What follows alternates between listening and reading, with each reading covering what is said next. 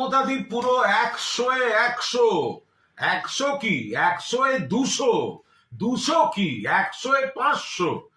কোন মুখ্যমন্ত্রী নিজের রাজ্যের মানুষের অধিকার রক্ষায় সুপ্রিম কোর্টে সওয়াল, এবং শুধু সওয়াল নয়, আজ মমতা বন্দ্যোপাধ্যায় মাননীয় মুখ্যমন্ত্রী যা যা পয়েন্ট তুলেছেন, সুপ্রিম কোর্ট সেগুলির মান্যতা দিয়েছেন, গুরুত্ব স্বীকার করেছেন, হস্তক্ষেপ করেছেন, ইলেকশন কমিশনকে নোটিশ ধরিয়েছেন।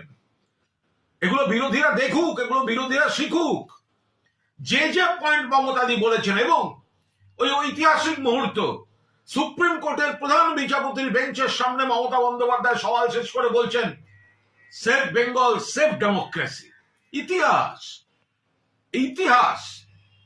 যে কটা পয়েন্ট আজ কি করেছেন supreme court, notice issue, logical ডিসক্রিমিনেন্সির নামে এইভাবে হ্যারাস করা যাবে না, একজন বৈধ ভোটারকেও বাদ দেওয়া যাবে না। আর ওই মাইক্রো অবজারভারের নামে যেগুলো হচ্ছে, কিভাবে মাইক্রো অবজারভার অ্যাভয়েড করা যেতে পারে তার পথ খোঁজা শুরু হয়েছে।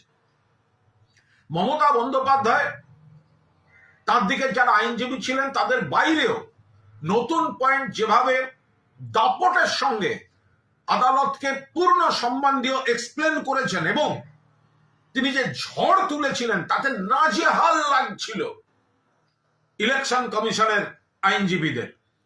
টাইম চাইলেন শেষে। আজ নৈতিক জয় পুরোপুরি মমতা বন্দ্যোপাধ্যায়ের।